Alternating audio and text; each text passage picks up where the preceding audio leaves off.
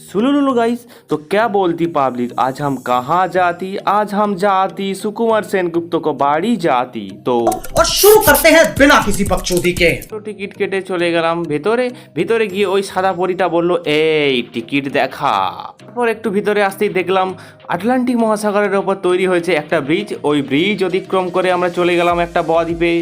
তারপর ভিতরে গিয়ে দেখলাম কিছু মানুষ ফটো তোলা শুরু করে ফেলেছে। আমিও ক্যাত মেরে ফটো তোলার চেষ্টা করছিলাম, বাট আসছিল না ছবি।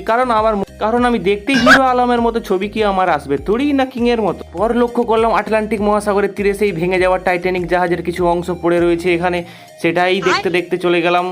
তারপর সুকু দাদুর কাছে এসে জিজ্ঞাসা করলাম, কি দাদু ভালো তো? তখন দাদু আমায় বলল, তারপর সেই ঐতিহাসিক ব্রিজ অতিক্রম করে হাঁটতে থাকলাম আমরা। হাঁটতে হাঁটতে কিছুটা ক্যাত মারার চেষ্টা করছিলাম, যদিও হিরোর মতো লাগছিল না। পর হাঁটতে হাঁটতে চোখে পড়লো আমাদের এই পৃথিবীটাকে কেউ যেন একটা তুলে রেখেছে হাতে করে। আমরা ভাবতাম প্লেটের উপরে আছে, কিন্তু না, এই ধারণা ভুল প্রমাণিত করে আমরা দেখলাম যে একটা হাতের উপরে রয়েছে পৃথিবী। তারপর হাঁটতে হাঁটতে লক্ষ্য করলাম আটলান্টিক মহাসাগরে এখনো ভাসছে একটা নৌকো।